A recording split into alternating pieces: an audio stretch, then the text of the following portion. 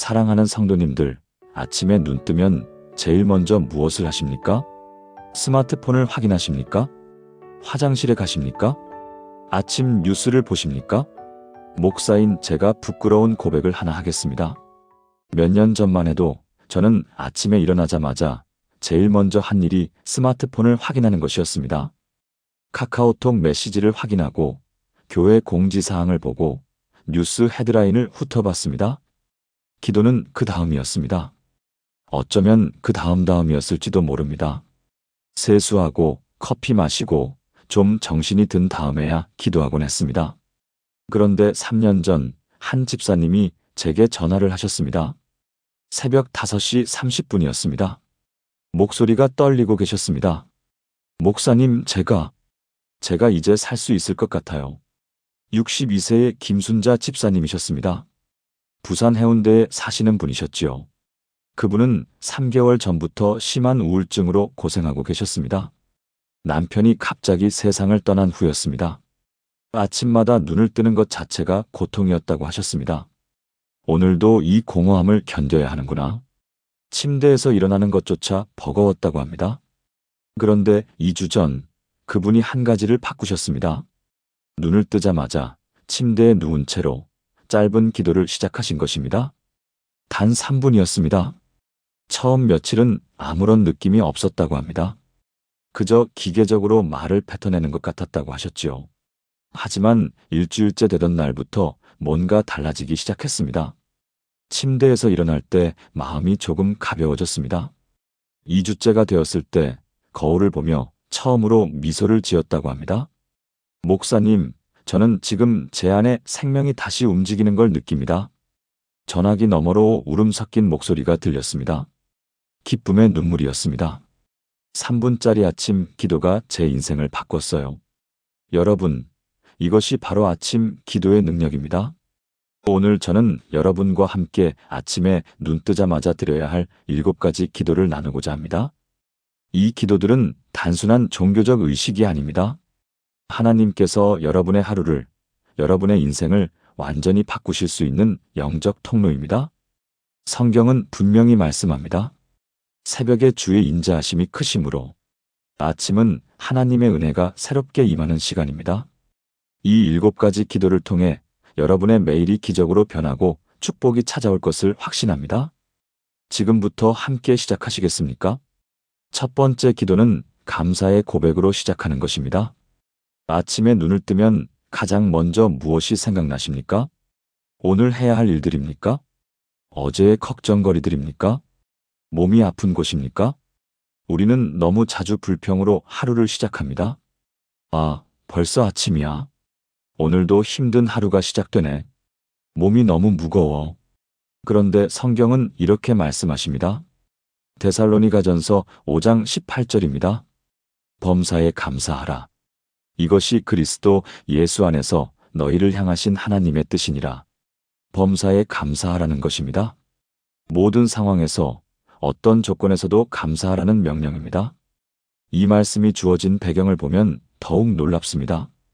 데살로니가 교회 성도들은 극심한 박해를 받고 있었습니다. 매일이 고난의 연속이었습니다. 그런 그들에게 바울은 범사에 감사하라고 말합니다. 이것은 단순한 긍정적 사고가 아닙니다. 하나님께서 모든 상황 가운데 계시며 모든 것을 합력하여 선을 이루신다는 믿음의 고백입니다. 감사는 우리의 영적 눈을 여는 열쇠입니다. 감사할 때 우리는 하나님의 선하심을 보게 됩니다. 감사할 때 우리는 어둠 속에서도 빛을 발견하게 됩니다. 감사할 때 하나님의 임재가 우리 삶에 실제로 나타나기 시작합니다. 제가 아는 한 권사님의 이야기를 나누고 싶습니다. 67세의 이영희 권사님이셨습니다. 서울 강서구에 사시는 분이었죠. 그분은 4년 전 유방암 진단을 받으셨습니다. 수술과 항암 치료를 받으셨고 한동안 건강하게 지내셨습니다. 그런데 2년 전 암이 재발했습니다. 게다가 폐로 전이되었다는 소식을 들으셨습니다. 의사는 말했습니다. 남은 시간이 6개월에서 1년 정도입니다. 그날 밤 권사님은 눈물로 밤을 지새우셨다고 합니다. 왜 하필 나에게? 왜 다시? 분노와 절망이 밀려왔습니다. 하지만 다음 날 아침, 권사님은 한 가지 결심을 하셨습니다.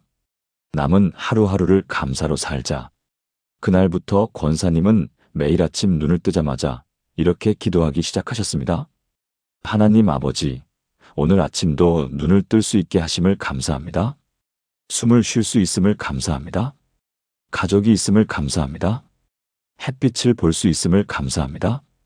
처음에는 억지로 짜내는 것 같았다고 합니다. 하지만 일주일, 한 달, 두 달이 지나면서 놀라운 일이 일어났습니다. 감사 제목이 점점 더 많아지기 시작한 것입니다. 오늘은 통증이 어제보다 덜함을 감사합니다. 친구가 전화해 준 것을 감사합니다. 창밖의 참새 소리를 들을 수 있음을 감사합니다. 6개월이 지났습니다. 의사가 예상했던 시간이었습니다. 하지만 권사님은 여전히 건강하게 지내고 계셨습니다. 1년이 지났습니다. 병원에서 검사를 받았습니다. 담당 의사가 놀란 표정으로 말했습니다. 암이 더 이상 진행되지 않고 있습니다. 오히려 종양이 조금 줄었습니다. 권사님은 지금도 매일 아침 감사 기도로 하루를 시작하십니다. 그리고 2년이 더 지난 지금 여전히 건강하게 교회에 나오고 계십니다. 의학적으로 설명할 수 없는 기적이라고 의사가 말했습니다. 하지만 우리는 압니다.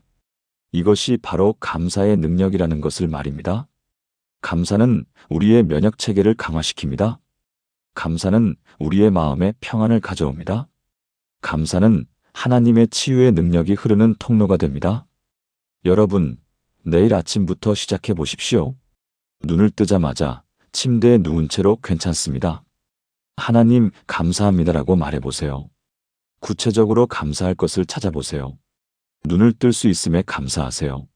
숨을 쉴 수 있음에 감사하세요. 지붕이 있는 집에서 잤음에 감사하세요. 가족이 있음에 감사하세요. 아무리 작은 것이라도 감사 제목을 찾아보십시오. 그것이 여러분의 하루를 완전히 바꿀 것입니다. 사랑하는 여러분, 지금 저와 함께 이렇게 기도해 보시겠습니까? 사랑하는 하나님 아버지, 오늘 아침 다시 눈을 뜨게 하심을 감사합니다. 새로운 하루를 허락하심을 감사합니다. 숨 쉴 수 있음을 감사하고 움직일 수 있음을 감사합니다. 가족이 있음을 감사하고 이 땅에서 살아갈 수 있음을 감사합니다. 주님의 은혜가 아침마다 새로운 줄 믿습니다. 오늘도 범사에 감사하는 하루가 되게 하소서. 예수님의 이름으로 기도합니다. 아멘. 이 기도를 매일 아침 가장 먼저 드려보세요. 여러분의 인생이 달라질 것입니다. 감사 기도를 드린 후 두 번째로 해야 할 일이 있습니다. 바로 하나님의 임재를 선포하는 것입니다. 여러분은 하나님이 지금 여기 계시다는 것을 믿으십니까? 머리로는 믿지만 실제로 느끼십니까? 많은 그리스도인들이 이렇게 살아갑니다. 하나님은 교회 안에 계시고 기도할 때 오시고 필요할 때만 나타나신다고 생각합니다. 하지만 그것은 진리가 아닙니다. 시편 139편 7절에서 10절까지의 말씀을 보십시오. 내가 주의 영을 떠나 어디로 가며 주의 앞에서 어디로 피하리이까? 내가 하늘에 올라갈지라도 거기 계시며 스올에 내 자리를 펼지라도 거기 계시니이다. 내가 새벽 날개를 치며 바다 끝에 가서 거할지라도 거기서도 주의 손이 나를 인도하시며 주의 오른손이 나를 붙드시리이다. 이 얼마나 놀라운 선포입니까? 하나님은 우리가 어디에 있든지 함께 계십니다. 침실에도 화장실에도 출근길 지하철 안에도 직장에도 시장에도 계십니다. 하나님의 임재는 선택사항이 아니라 영원한 사실입니다. 문제는 우리가 그 임재를 인식하지 못한다는 것입니다. 다윗이 이 시편을 쓴 배경을 보면 깊은 의미가 있습니다. 다윗은 사울 왕의 추격을 피해 도망 다니던 시절이 있었습니다. 때로는 광야에서, 때로는 적국인 블레셋 땅에서 숨어 살았습니다. 외롭고 두려웠을 것입니다. 하지만 바로 그 순간 다윗은 깨달았습니다. 하나님은 내가 어디에 있든 함께 계시는구나. 이 깨달음이 다윗을 지켰습니다. 이 확신이 다윗을 강하게 만들었습니다. 여러분도 매일 아침 이것을 선포해야 합니다. 하나님은 지금 여기 나와 함께 계시다. 이것은 단순한 희망사항이 아닙니다. 이것은 변하지 않는 진리입니다. 제가 섬기는 교회에 한 청년이 있었습니다. 32세의 박준호 집사였습니다. 인천에서 혼자 자취하며 IT 회사에 다니고 있었습니다. 그는 극심한 사회 불안 장애를 가지고 있었습니다. 매일 아침 출근길이 지옥 같았다고 합니다. 지하철을 타면 심장이 미친 듯이 뛰었습니다. 사람들의 시선이 느껴질 때마다 식은땀이 흘렀습니다. 회사에 도착하면 화장실에 가서 10분 동안 진정하는 시간이 필요했습니다. 나는 왜 이렇게 약할까? 다른 사람들은 다 잘만 다니는데. 자책감과 수치심이 그를 짓눌렀습니다. 어느 날 그가 저를 찾아왔습니다. 눈물을 글썽이며 말했습니다. 목사님, 저는 정상적인 삶을 살 수 없을 것 같아요. 저는 그에게 한 가지를 권면했습니다. 준호 집사님, 매일 아침 집을 나서기 전에 이렇게 선포해 보세요. 하나님이 나와 함께 이 지하철에 타신다. 하나님이 나와 함께 이 회사에 가신다. 하나님이 나와 함께 이 하루를 사신다. 크게 소리내어 선포해 보세요. 처음에 그는 의심스러워했습니다. 그게 정말 효과가 있을까요? 해보세요. 딱 2주만. 그는 시작했습니다. 매일 아침 현관문을 나서기 전에 큰 소리로 선포했습니다. 하나님이 나와 함께 가십니다. 첫날은 아무런 변화가 없었습니다. 지하철에서 여전히 불안했습니다. 둘째 날도 셋째 날도 비슷했습니다. 하지만 그는 포기하지 않고 계속 선포했습니다. 일주일째 되던 날 처음으로 작은 변화가 왔습니다. 지하철에서 불안감이 올라올 때 마음속으로 속삭였습니다. 하나님이 지금 여기 계셔. 나는 혼자가 아니야. 신기하게도 심장 박동이 조금 진정되었습니다. 2주째가 되었을 때 더 큰 변화가 일어났습니다. 회사에서 프레젠테이션을 해야 하는 상황이 생겼습니다. 평소 같으면 공황 상태에 빠졌을 것입니다. 하지만 그날 아침 그는 특별히 더 큰 소리로 선포했습니다. 하나님이 나와 함께 이 발표장에 들어가십니다. 발표 직전 회의실 밖에서 그는 잠깐 눈을 감았습니다. 하나님, 지금 여기 계시죠? 함께 들어가 주세요. 그리고 문을 열고 들어갔습니다. 놀랍게도 평소보다 훨씬 차분했습니다. 발표는 성공적이었습니다. 상사가 칭찬까지 했습니다. 그날 이후 준호 집사는 매일 아침 하나님의 임재를 선포하는 것을 멈추지 않았습니다. 3개월 후 그는 더 이상 화장실에서 진정할 필요가 없었습니다. 6개월 후 그는 사회 불안장애 치료를 거의 마칠 수 있었습니다. 지금 그는 교회 청년부에서 찬양 인도를 하고 있습니다. 수백 명 앞에서 말입니다. 그가 제게 이렇게 고백했습니다. 목사님, 하나님의 임재를 선포하는 것이 제 인생을 바꿨어요. 저는 이제 혼자가 아니라는 걸 압니다. 여러분, 이것이 바로 선포의 능력입니다. 우리가 말로 선포할 때 우리의 영적 눈이 열립니다. 우리가 고백할 때 보이지 않던 것이 보이기 시작합니다. 하나님은 이미 여기 계십니다. 문제는 우리가 그것을 인식하느냐 마느냐입니다. 내일 아침 눈을 뜨자마자 이렇게 선포해 보세요. 하나님이 지금 이 침실에 계십니다. 하나님이 오늘 나와 함께 이 하루를 사십니다.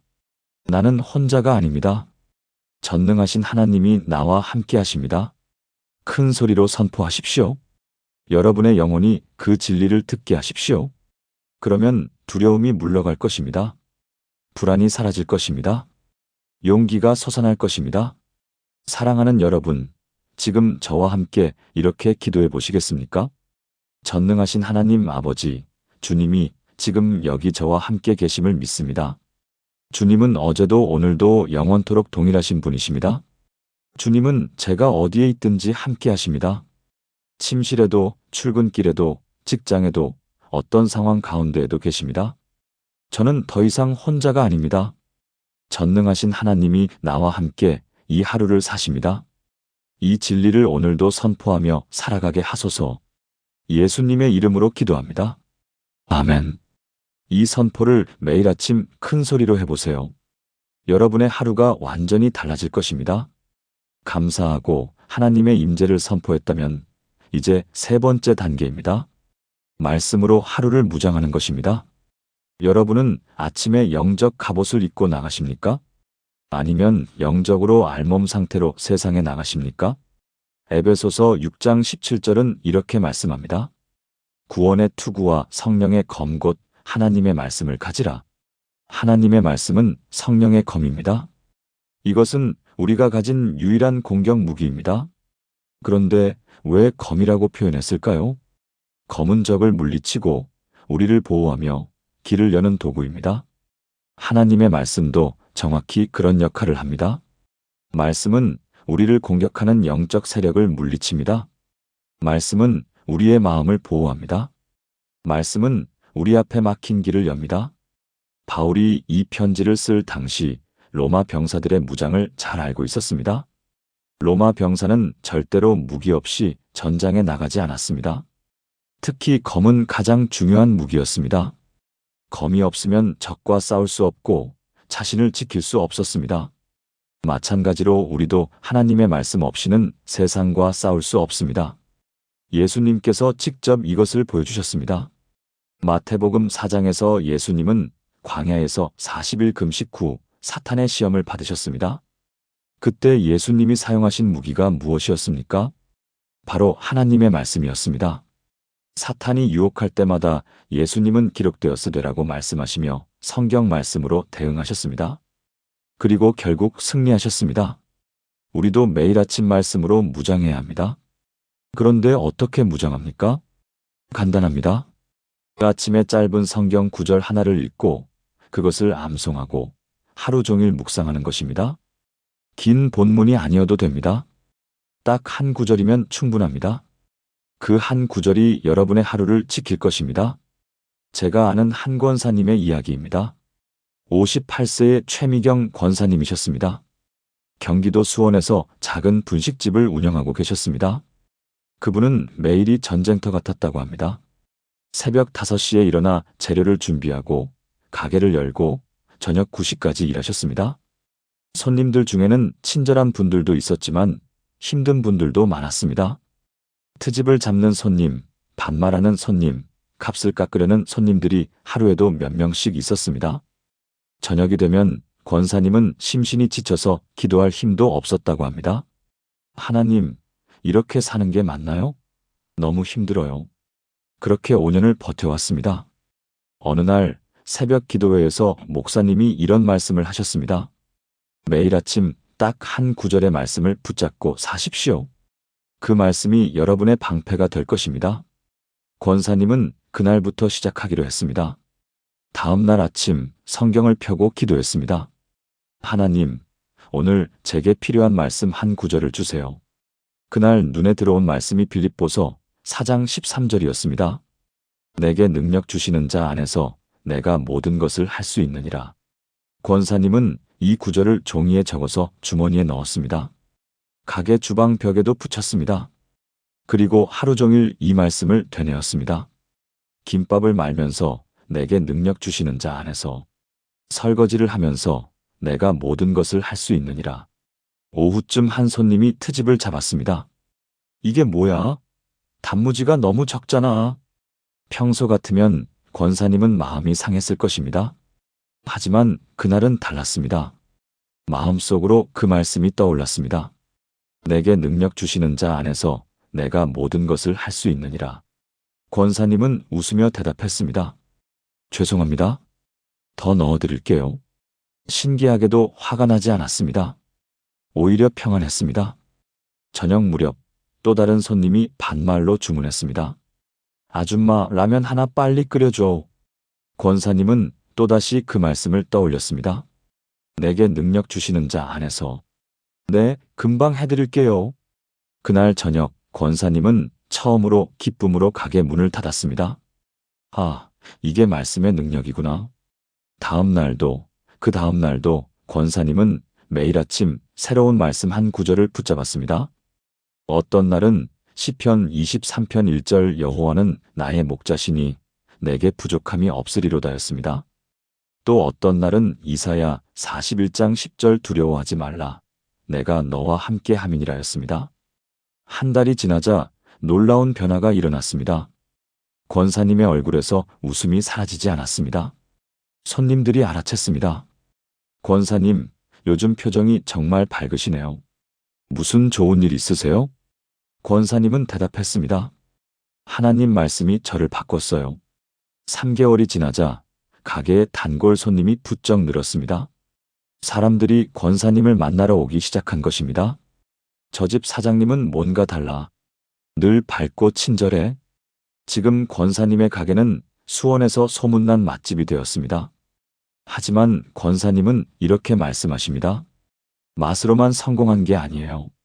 말씀이 제 삶을 바꿨고 그 변화된 삶이 손님들을 끌어당긴 거예요. 여러분, 이것이 바로 말씀의 능력입니다. 말씀은 우리를 바꿉니다. 말씀은 우리의 생각을 바꾸고 감정을 다스리고 행동을 변화시킵니다. 말씀은 우리를 지키는 방패이자 우리를 승리하게 하는 검입니다. 내일 아침부터 시작하십시오. 성경을 펴고 딱 한 구절을 읽으십시오. 그 구절을 종이에 적거나 휴대폰에 메모하십시오. 하루 종일 그 말씀을 되뇌십시오. 출근길에도 일하면서도 쉬면서도 그 말씀을 묵상하십시오. 그러면 그 말씀이 여러분의 하루를 지킬 것입니다. 사랑하는 여러분, 지금 저와 함께 이렇게 기도해 보시겠습니까? 살아계신 하나님 아버지, 주님의 말씀은 제 발의 등이요, 제 길의 빛입니다. 주님의 말씀은 성령의 검이며 제 영혼의 양식입니다. 오늘도 주님의 말씀으로 저의 하루를 무장하게 하소서. 매일 아침 주님의 말씀을 읽고 묵상하며 그 말씀으로 살아가게 하소서. 주님의 말씀이 제 생각을 지배하고 제 감정을 다스리며 제 행동을 인도하게 하소서. 말씀으로 승리하는 하루가 되게 하소서. 예수님의 이름으로 기도합니다. 아멘. 이 기도를 드리고 말씀을 붙잡으십시오. 여러분의 인생이 말씀 위에 견고히 서게 될 것입니다. 말씀으로 무장했다면 이제 네 번째로 해야 할 일이 있습니다. 가족과 사랑하는 이들을 위해 중보 기도하는 것입니다. 여러분은 아침에 가족을 위해 기도하십니까? 아니면 그냥 하나님, 우리 가족 지켜주세요라는 짧은 기도로 끝내십니까? 욥기 1장 5절을 보십시오. 그 잔치날이 지나면 욥이 그들을 불러다가 성결하게 하되 아침에 일어나서 그들의 명수대로 번제를 드렸으니 이는 욥이 말하기를 혹시 내 자녀들이 죄를 범하여 마음으로 하나님을 욕되게 하였을까 함이라. 욥의 행동이 항상 이러하였더라. 욥은 매일 아침 자녀들을 위해 기도했습니다. 항상 이러하였더라는 표현을 주목하십시오. 이것은 한두 번이 아니라 습관이었다는 뜻입니다. 매일 아침 빠짐없이 자녀들의 명수대로 한 명 한 명을 위해 기도했습니다. 욥이 왜 이렇게 했을까요? 자녀들이 영적으로 보호받기를 원했기 때문입니다. 욥은 눈에 보이는 것만이 전부가 아님을 알았습니다. 영적 세계가 있고 그 세계에서 전쟁이 벌어지고 있음을 알았습니다. 그래서 매일 아침 제단을 쌓고 자녀들을 위해 중보했습니다. 나중에 욥기를 읽어보면 알겠지만 바로 이 기도가 얼마나 중요했는지 드러납니다. 사탄이 욥의 가족을 공격했을 때 욥의 기도는 이미 그들을 둘러싼 영적 방어막이 되어 있었습니다. 중보 기도는 사랑하는 이들을 위한 영적 보호막입니다. 우리가 기도할 때 하나님의 천사들이 움직입니다. 우리가 기도할 때 하나님의 손길이 그들의 삶에 임합니다. 우리가 기도할 때 악한 세력이 물러갑니다. 제가 아는 한 집사님의 이야기입니다. 55세의 김정수 집사님이셨습니다. 대전에서 작은 사업체를 운영하고 계셨습니다. 집사님에게는 27세 된 아들이 있었습니다. 대학을 졸업하고 취업을 했지만 직장 생활에 적응하지 못하고 1년 만에 그만뒀습니다. 그 후로 아들은 집에만 있었습니다. 낮에는 자고 밤에는 게임을 했습니다. 6개월이 지나고 1년이 지났습니다. 집사님이 말을 걸면 짜증을 냈습니다. 아빠, 그냥 좀 내버려둬요. 집사님의 마음은 날마다 무너졌습니다. 내가 뭘 잘못한 걸까? 우리 아들은 이제 끝난 걸까? 절망감이 밀려왔습니다. 어느 날 새벽 집사님은 기도 중에 욥기 1장 5절 말씀을 읽게 되었습니다. 욥의 행동이 항상 이러하였더라. 그 순간 집사님의 마음에 강한 느낌이 왔습니다. 매일 아침 아들을 위해 기도하라. 집사님은 그날부터 시작했습니다. 매일 새벽 5시에 일어나 아들의 방문 앞에 섰습니다. 문을 열지는 않았습니다. 그냥 문 앞에 서서 조용히 기도했습니다. 하나님, 저의 아들 민수를 축복하여 주옵소서. 아들이 인생의 목적을 발견하게 하소서. 아들의 마음에 용기와 희망을 주소서. 아들을 어두움에서 건져내시고 빛으로 인도하소서. 처음에는 아무런 변화가 없었습니다. 아들은 여전히 방에 틀어박혀 있었습니다. 하지만 집사님은 포기하지 않았습니다. 1주일, 2주일, 한 달이 지났습니다. 매일 아침 변함없이 아들의 방문 앞에서 기도했습니다. 2개월째가 되던 어느 날 아침이었습니다. 집사님이 기도하고 있는데 방문이 열렸습니다. 아들이 나왔습니다. 눈이 마주쳤습니다. 아들이 물었습니다. 아빠, 매일 아침 여기서 뭐 하세요? 집사님은 솔직하게 대답했습니다. 너를 위해 기도하고 있어. 아들은 아무 말 없이 화장실로 갔습니다. 하지만 그날 저녁 아들이 처음으로 거실로 나왔습니다. 가족과 함께 저녁을 먹었습니다. 그리고 며칠 후 아들이 말했습니다. 아빠, 저 다시 시작해 볼게요. 알바라도 구해 볼게요. 집사님은 눈물을 참을 수 없었습니다. 아들은 편의점 야간 알바를 시작했습니다. 그리고 3개월 후 작은 회사에 재취업했습니다. 지금은 그 회사에서 성실하게 일하고 있습니다. 집사님은 지금도 매일 아침 아들을 위해 기도합니다. 습관이 되었습니다. 욥의 행동이 항상 이러하였더라처럼 말입니다. 아들이 나중에 이렇게 고백했다고 합니다. 아빠, 제가 가장 어두웠을 때 아빠의 기도가 저를 지켜주고 있었던 것 같아요. 느낄 수 있었어요. 여러분, 이것이 중보 기도의 능력입니다. 우리의 기도는 사랑하는 이들의 삶에 실제로 영향을 미칩니다. 우리가 그들을 위해 기도할 때 하나님의 손길이 그들에게 닿습니다. 여러분의 자녀를 위해 기도하십시오. 여러분의 배우자를 위해 기도하십시오. 여러분의 부모님을 위해 기도하십시오. 여러분의 친구를, 동료를, 이웃을 위해 기도하십시오. 매일 아침 그들의 이름을 부르며 축복하십시오. 구체적으로 기도하십시오. 하나님, 오늘 내 남편이 직장에서 지혜를 얻게 하소서. 하나님, 오늘 내 딸이 학교에서 좋은 친구를 만나게 하소서. 하나님, 오늘 내 어머니의 건강을 지켜주소서. 이렇게 구체적으로 한 명 한 명 이름을 부르며 기도하십시오. 여러분의 기도가 그들의 삶을 바꿀 것입니다. 사랑하는 여러분, 지금 저와 함께 이렇게 기도해 보시겠습니까? 사랑과 긍휼이 풍성하신 하나님 아버지, 오늘 제 가족과 사랑하는 이들을 주님께 올려드립니다. 제 배우자를 축복하소서. 오늘 하루도 주님의 은혜 가운데 걷게 하소서. 제 자녀들을 지켜주소서. 주님의 보호하심이 그들의 울타리가 되게 하소서. 제 부모님의 건강을 책임져 주소서. 평안한 하루가 되게 하소서. 제가 사랑하는 모든 이들 위해 주님의 축복이 임하게 하소서. 오늘도 그들을 위해 중보하는 파수꾼이 되게 하소서. 예수님의 이름으로 기도합니다. 아멘. 이 기도를 매일 아침 드리고 사랑하는 이들의 이름을 하나씩 부르며 축복하십시오. 여러분의 기도가 그들의 삶에 놀라운 변화를 가져올 것입니다. 중보 기도를 마쳤다면 이제 5번째 단계입니다. 오늘 하루의 계획을 하나님께 맡기는 것입니다. 여러분은 오늘 할 일들을 누구와 상의하십니까? 혼자 계획하고 혼자 결정하십니까? 아니면 하나님께 먼저 여쭤보십니까? 잠언 16장 3절은 이렇게 말씀합니다. 너의 행사를 여호와께 맡기라. 그리하면 내가 경영하는 것이 이루어지리라. 행사를 맡기라는 것입니다. 영어 성경 NIV는 이렇게 번역합니다. Commit to the Lord whatever you do, and he will establish your plans. 너의 하는 일을 주님께 커밋하라. 그러면 주님이 내 계획을 이스태블리시 하실 것이다. 커밋은 단순히 맡기는 것 이상입니다.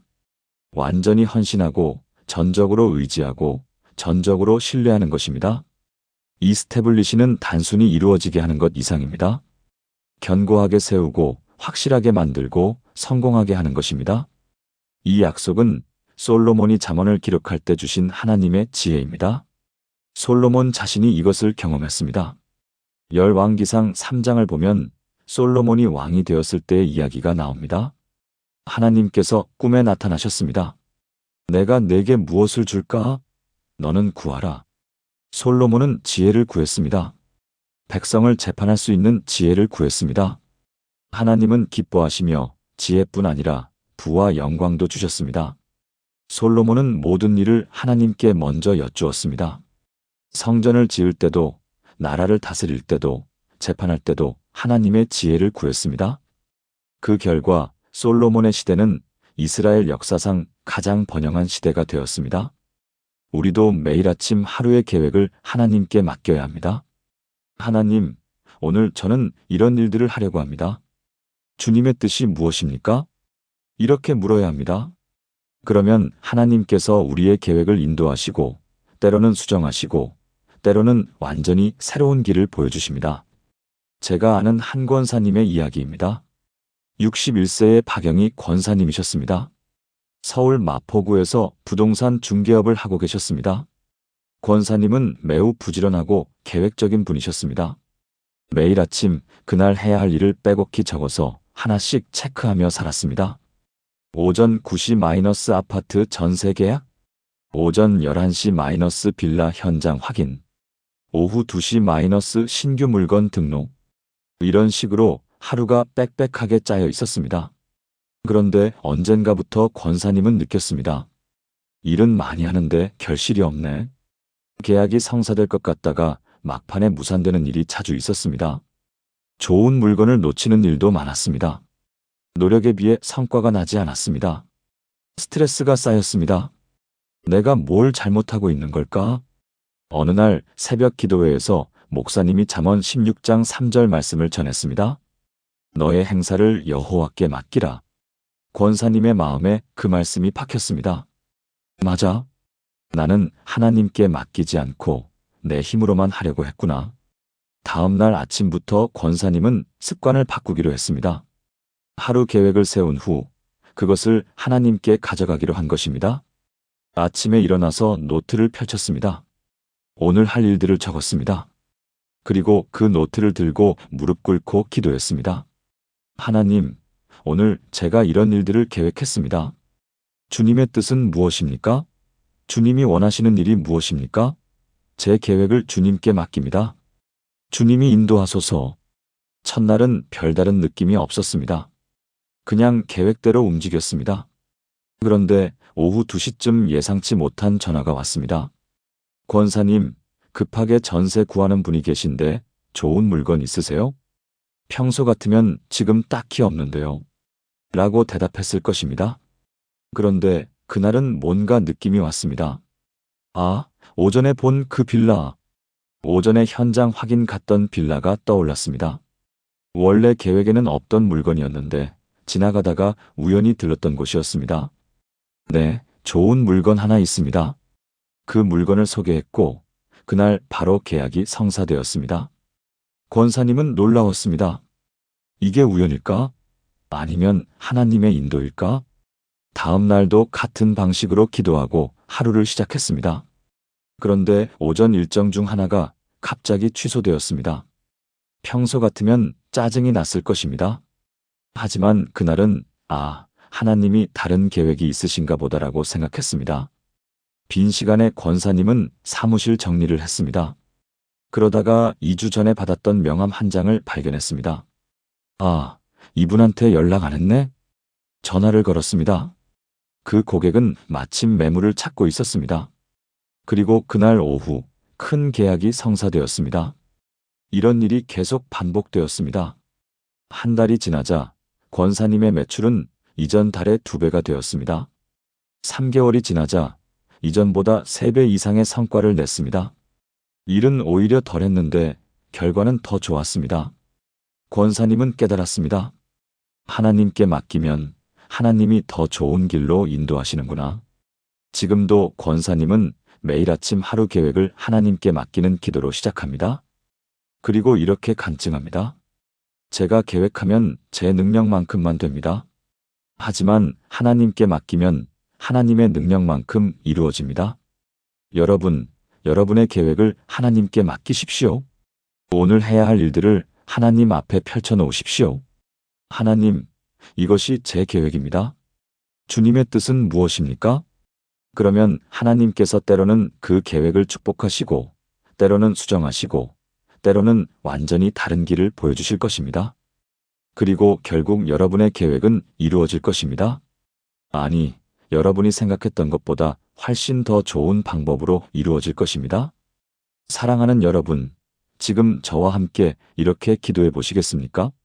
전능하신 하나님 아버지, 오늘 저의 모든 계획을 주님께 맡깁니다. 제가 오늘 하려는 모든 일을 주님께 올려드립니다. 주님께서 제 계획을 인도하시고 주님의 뜻대로 이루어지게 하소서. 제 생각이 아닌 주님의 생각으로, 제 방법이 아닌 주님의 방법으로 오늘을 살게 하소서. 주님께서 제 발걸음을 인도하시고 제 손이 하는 일을 견고하게 하소서. 주님께 맡긴 모든 일이 주님의 영광을 위해 쓰임받게 하소서.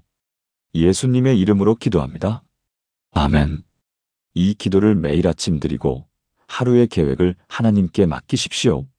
여러분의 하루가, 여러분의 인생이 하나님의 놀라운 계획 가운데 펼쳐질 것입니다. 계획을 맡겼다면 이제 6번째 기도가 필요합니다. 하나님의 보호와 인도를 구하는 것입니다. 세상은 안전한 곳이 아닙니다. 눈에 보이는 위험도 있고 보이지 않는 위험도 있습니다. 우리는 매일 위험 속을 걸어갑니다. 그래서 우리에게는 하나님의 보호가 절대적으로 필요합니다. 시편 121편 7절과 8절을 보십시오. 여호와께서 너를 지켜 모든 환난을 면하게 하시며 또 내 영혼을 지키시리로다. 여호와께서 너의 출입을 지금부터 영원까지 지키시리로다. 이 얼마나 놀라운 약속입니까? 여호와께서 우리를 지키신다고 하셨습니다. 모든 환난을 면하게 하신다고 하셨습니다. 영혼을 지키신다고 하셨습니다. 출입을 지키신다고 하셨습니다. 지금부터 영원까지 지키신다고 하셨습니다. 이 시편은 성전에 올라가는 노래라는 부제가 붙어 있습니다. 이스라엘 백성들이 예루살렘 성전으로 올라갈 때 부르던 노래였습니다. 그 길은 결코 안전하지 않았습니다. 광야를 지나야 했고 산길을 걸어야 했으며 강도를 만날 수도 있었습니다. 그래서 그들은 여행을 시작하기 전에 이 노래를 불렀습니다. 여호와께서 너의 출입을 지키시리로다. 이것은 단순한 소망이 아니었습니다. 확신에 찬 선포였습니다. 하나님께서 정말로 그들의 여정을 지켜주셨습니다. 우리도 매일 아침 이 기도가 필요합니다. 하나님, 오늘 저를 보호해 주소서. 오늘 저를 인도해 주소서. 이 기도는 우리 주변에 하나님의 보호막을 형성합니다. 제가 아는 한 집사님의 이야기입니다. 44세의 이철수 집사님이셨습니다. 경기도 안양에서 화물차 기사로 일하고 계셨습니다. 매일 전국을 다니며 물건을 배송하는 일이었습니다. 하루에 40만 500km를 운전했습니다. 새벽부터 밤늦게까지 도로 위에 있었습니다. 위험한 직업이었습니다. 실제로 집사님은 15년 운전 경력 동안 크고 작은 사고를 여러 번 겪었습니다. 다행히 큰 부상은 없었지만 항상 불안했습니다. 언젠가 큰 사고가 나는 건 아닐까. 특히 밤 운전을 할 때 두려움이 밀려왔습니다. 졸음도 오고 시야도 나쁘고 다른 차들도 난폭하게 운전하곤 했습니다. 3년 전 어느 날 집사님은 새벽 기도회에 나갔습니다. 그날 목사님이 시편 121편 말씀을 전했습니다. 여호와께서 너의 출입을 지금부터 영원까지 지키시리로다. 집사님의 마음에 이 말씀이 강하게 와닿았습니다. 맞아. 하나님께서 내 출입을 지키신다고 하셨지. 그날부터 집사님은 습관을 만들었습니다. 매일 아침 차에 시동을 걸기 전에 꼭 기도하기로 한 것입니다. 하나님 아버지, 오늘도 저의 운전을 지켜주소서. 오늘 제가 가는 모든 길에 하나님의 보호하심이 함께하소서. 천사들을 보내셔서 저를 지켜주소서. 사고 없이 안전하게 다녀오게 하소서. 짧은 기도였지만 진심을 담았습니다. 그리고 운전하는 동안에도 위험한 순간마다 짧게 기도했습니다. 하나님, 지켜주소서. 처음에는 별다른 변화를 느끼지 못했습니다. 그런데 한 달쯤 지났을 때 신기한 일이 생겼습니다. 고속도로를 달리는데 갑자기 강한 느낌이 왔습니다. 속도를 줄여야겠다. 이유는 모르겠지만 그냥 속도를 줄였습니다. 100km에서 80km로 줄였습니다. 그리고 30초쯤 지났을 때 앞쪽에서 큰 사고가 났습니다. 삼중 추돌 사고였습니다.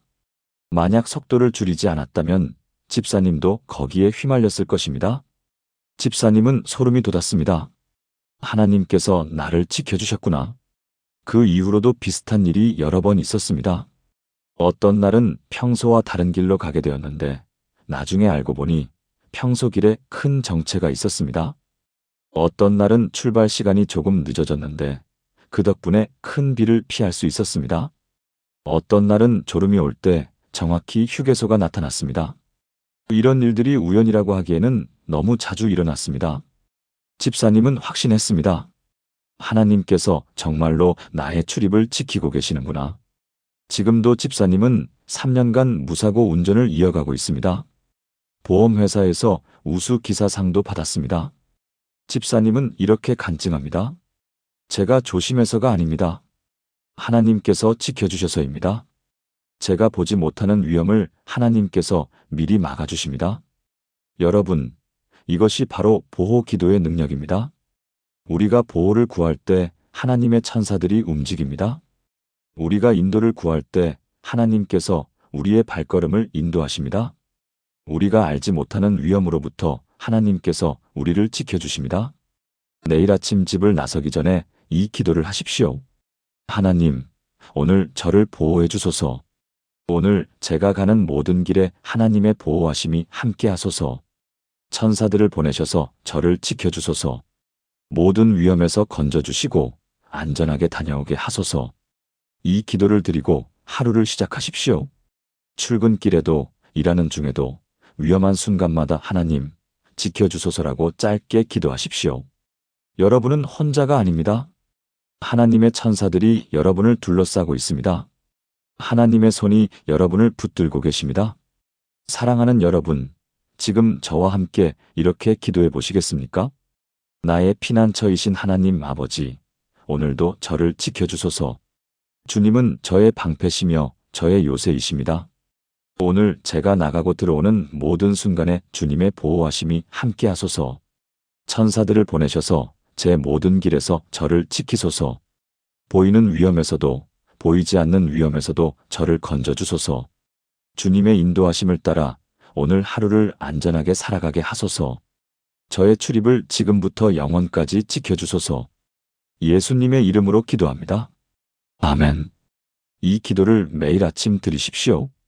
여러분의 하루가 하나님의 보호 아래 안전할 것입니다.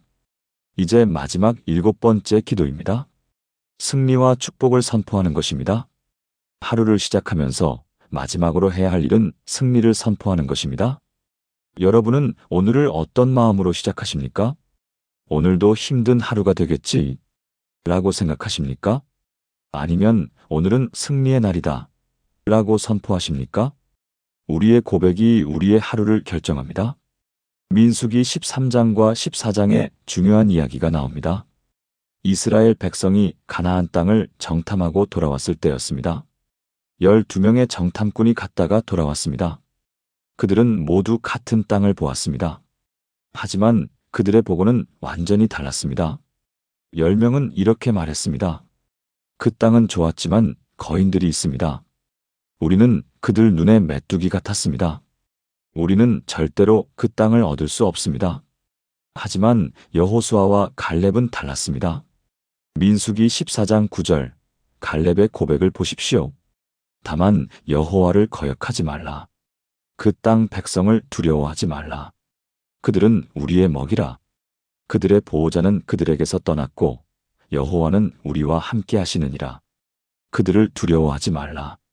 같은 상황을 보고도 완전히 다른 고백을 했습니다. 10명은 패배를 선포했습니다. 2명은 승리를 선포했습니다. 결과는 어땠습니까? 10명은 광야에서 죽었습니다. 그들의 고백대로 이루어진 것입니다. 하지만 여호수아와 갈렙은 40년 후 가나안 땅에 들어갔습니다. 그들의 고백대로 이루어진 것입니다. 여러분, 우리의 고백이 우리의 운명을 결정합니다. 우리가 패배를 선포하면 패배가 옵니다. 우리가 승리를 선포하면 승리가 옵니다. 그래서 매일 아침 승리를 선포해야 합니다. 오늘 나는 승리한다. 오늘 하나님의 축복이 내게 임한다.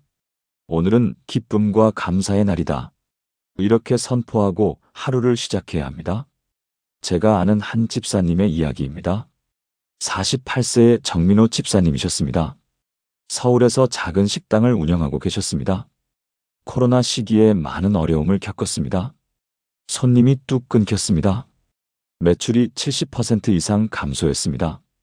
임대료와 인건비를 내기도 힘들었습니다. 매일 아침 일어나면 두려움이 밀려왔습니다. 오늘도 손님이 없으면 어떡하지? 이달 임대료를 못 내면 어떡하지? 결국 문 닫아야 하는 건 아닐까? 이런 생각들이 머릿속을 가득 채웠습니다. 그러다가 어느 날 집사님은 목사님의 설교를 듣게 되었습니다. 주제는 선포의 능력이었습니다. 목사님이 말씀하셨습니다. 여러분이 무엇을 고백하느냐가 여러분의 미래를 결정합니다. 패배를 말하지 말고 승리를 선포하십시오. 집사님의 마음에 불이 붙었습니다. 맞아. 나는 왜 매일 두려움을 고백하고 있었을까? 다음 날부터 집사님은 습관을 바꿨습니다. 매일 아침 식당 문을 열기 전에 가게 안에서 큰 소리로 선포하기 시작했습니다. 오늘 이 식당에 하나님의 축복이 임합니다. 오늘 손님이 끊이지 않을 것입니다. 오늘 이 식당은 번창할 것입니다. 나는 망하지 않고 살아남을 것입니다. 나는 승리자입니다. 처음에는 어색했습니다. 현실과 너무 동떨어진 말처럼 느껴졌습니다. 하지만 집사님은 계속했습니다. 매일 아침 똑같은 선포를 반복했습니다. 일주일이 지났습니다. 신기하게도 집사님의 마음가짐이 달라졌습니다. 이전처럼 두려움에 짓눌리지 않았습니다. 오히려 희망이 생겼습니다. 그래, 나는 할 수 있어. 하나님이 함께 하시잖아. 2주가 지났을 때 작은 변화가 시작되었습니다. 단골 손님 한 분이 지인을 데려왔습니다. 여기 음식 정말 맛있어요.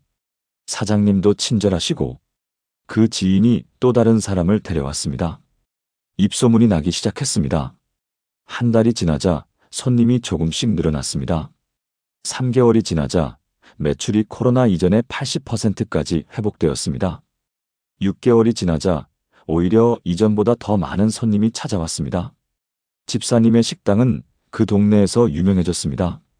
지금은 직원을 2명 더 고용했고 2호점 개점도 준비 중입니다. 집사님은 이렇게 간증합니다. 제가 선포를 시작했을 때 현실은 아무것도 변하지 않았습니다. 하지만 제 마음이 먼저 변했습니다. 제 마음이 변하니까 제 행동이 변했습니다. 제 행동이 변하니까 결과가 변했습니다. 선포가 모든 것을 바꾼 겁니다. 여러분, 이것이 바로 선포의 능력입니다. 우리의 입술에서 나오는 말이 우리의 삶을 창조합니다. 하나님께서 말씀으로 천지를 창조하셨습니다. 빛이 있으라 하시니 빛이 있었습니다. 우리도 하나님의 형상으로 지음받은 존재입니다. 우리의 말에도 창조의 능력이 있습니다. 내일 아침부터 승리를 선포하십시오. 오늘 나는 승리한다. 오늘 하나님의 은혜가 나와 함께한다. 오늘은 축복의 날이다. 나는 할 수 있다.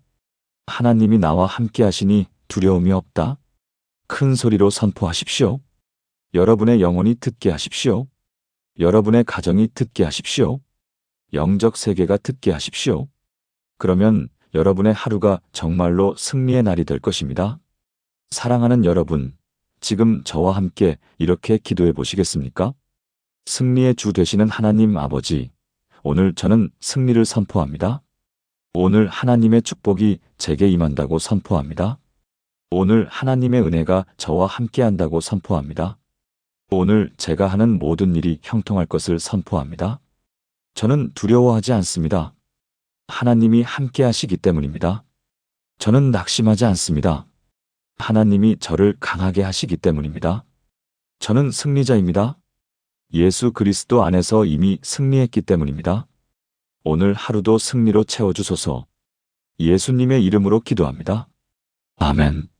이 선포를 매일 아침 큰 소리로 하십시오. 여러분의 인생이 승리의 연속이 될 것입니다. 지금까지 나눈 7가지 아침 기도를 하나의 기도로 엮어 함께 드리겠습니다. 여러분도 저와 함께 기도해 주시기 바랍니다. 전능하신 하나님 아버지, 오늘 아침도 저를 깨워주시고 이 새로운 하루를 허락하심을 감사합니다.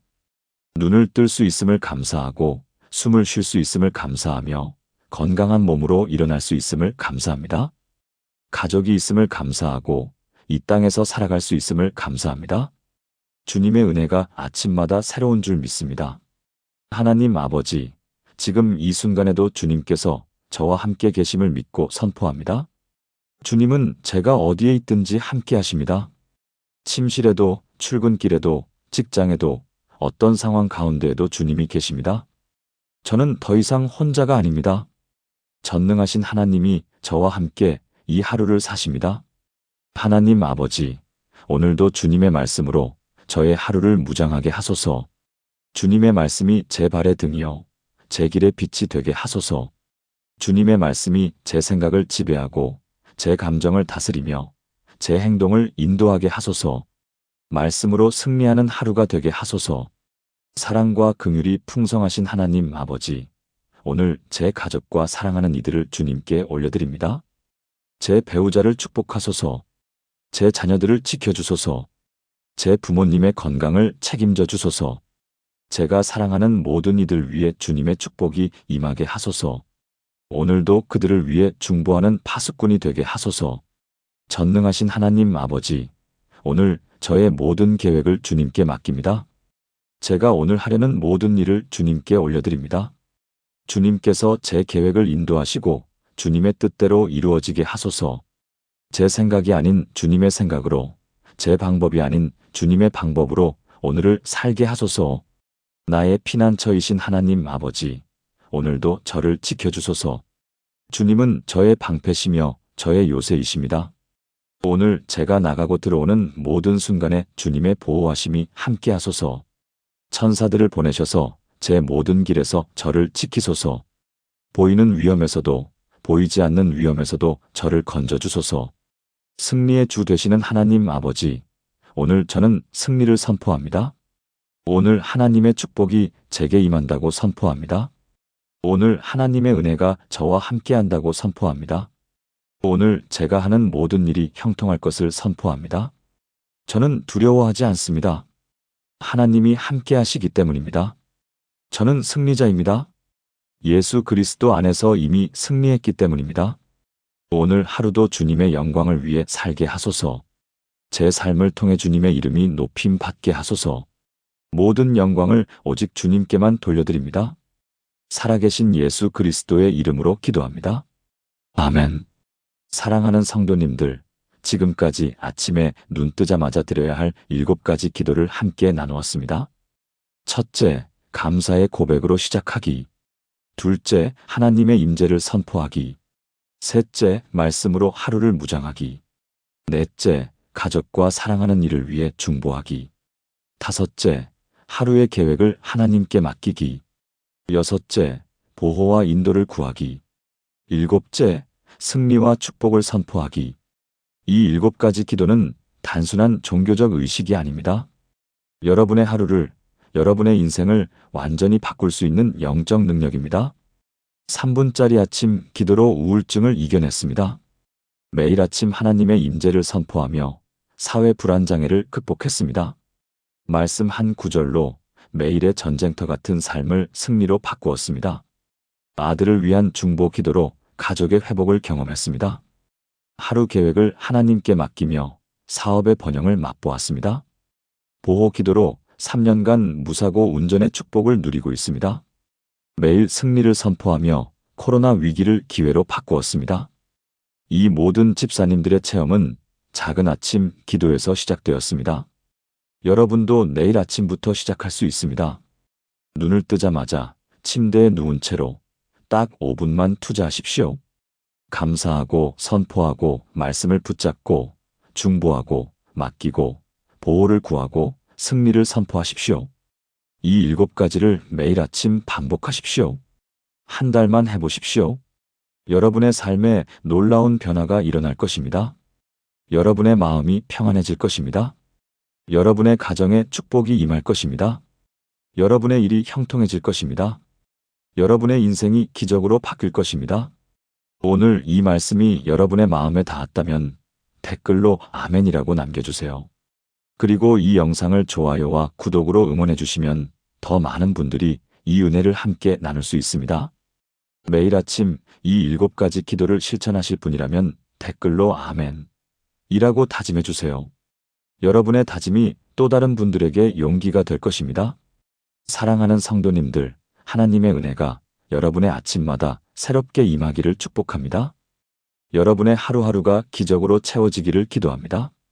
여러분의 삶에 하나님의 축복이 넘치기를 간구합니다. 전능하신 하나님의 은혜와 예수 그리스도의 사랑과 성령님의 교통하심이 여러분과 여러분의 가정 위에 지금부터 영원까지 함께 하시기를 주님의 이름으로 축복합니다. 아멘.